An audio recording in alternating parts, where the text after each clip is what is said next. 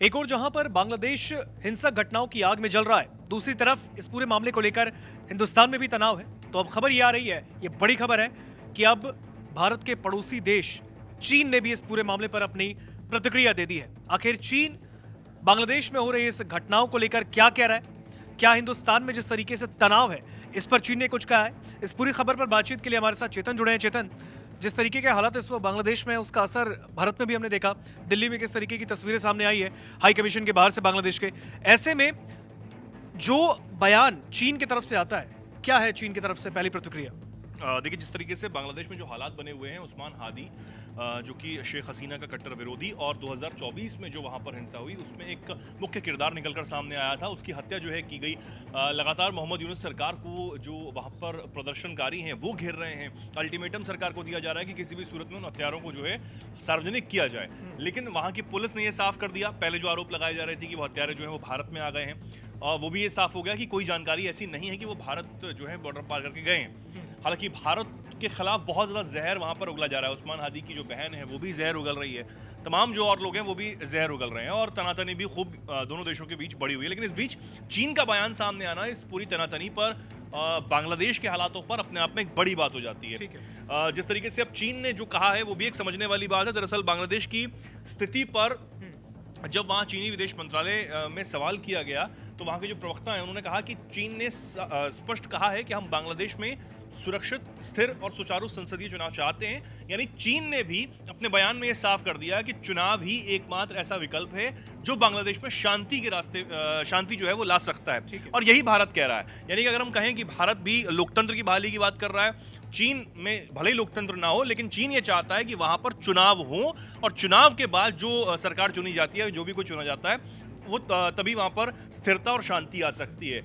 आगे कहा गया है चीन के इस बयान में कि हमारा मानना है कि बांग्लादेश के अलग अलग क्षेत्र महत्वपूर्ण राजनीतिक एजेंडों को ठीक से आगे बढ़ाते हुए राष्ट्रीय एकता और स्थिरता बनाए रखेंगे। तो ये अपने आप में एक बड़ी बात हो जाती है कि चीन ने यहाँ पर ये बात जो है वो साफ कर दी है कि चुनाव जो है वो होना चाहिए।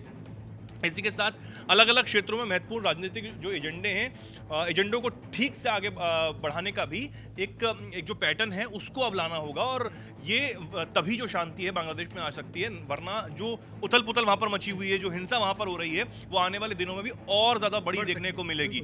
हालांकि भारत का हमेशा से यही स्टैंड रहा है। भारत ने जिस तरीके से, हालांकि हम देख रहे हैं कि भारत में भी जो गुस्सा है वो अलग अलग शहरों में देखने को मिल रहा है। अलग अलग शहरों में जो हिंसा बांग्लादेश में हो रही है, जो अल्पसंख्यकों पर खासकर हिंदुओं को सताया जा रहा है, निशाना बनाया जा रहा है, उनको मौत के घाट उतारा जा रहा है, उसके खिलाफ गुस्सा भड़का हुआ है। नई दिल्ली में जो हाई कमीशन है बांग्लादेश का, उसके बाहर जोरदार प्रदर्शन हुआ। बंगाल तक में प्रदर्शन हमें देखने को मिला।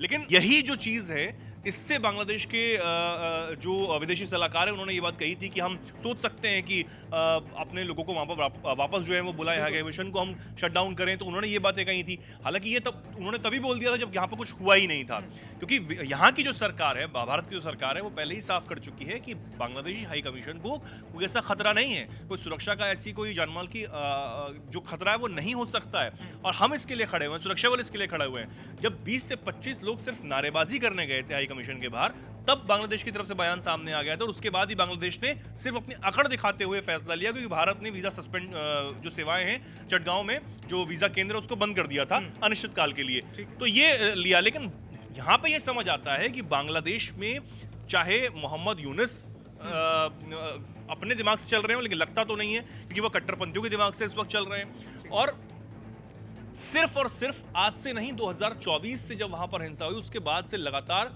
भारत के खिलाफ एक एजेंडा बनाया जा रहा है। हालांकि भारत सरकार इस मामले में बहुत शांति से और सारे पहलुओं को देखकर अपना बयान भी जारी करती है, और आने वाले समय में हालांकि लोग उग्र हैं, लोग गुस्से में, और ये चाहते हैं कि वहां पर जिस तरीके से अल्पसंख्यकों को सताया जा रहा है, हम कोई बड़ा एक्शन लें, हमारी सेना जो है वो तैयार हो। लेकिन हमारी सरकार जो है वो इस वक्त मैं कहूँगा कि बहुत एक धैर्य के साथ जो है वो काम किया जा रहा है, और देखना होगा कि आने वाले समय में क्या कुछ भारत भी बयान देता है। लेकिन चीन जो है वो भी यही चाहता है कि चुनाव वहां पर हो, और चुनाव ही एकमात्र ऐसा विकल्प है जो बांग्लादेश में शांति और स्थिरता इस वक्त ला सकता है। बिल्कुल, देखिए, चुनाव ही एकमात्र ऐसा रास्ता है जिससे बांग्लादेश में जिस तरीके की अशांति है उसमें शांति आ सकती है, ऐसा चीन का कहना है। हालांकि इस पूरे मामले पर आपकी क्या प्रतिक्रिया है, आपका क्या सोचना है, कमेंट सेक्शन में हमें बताइए।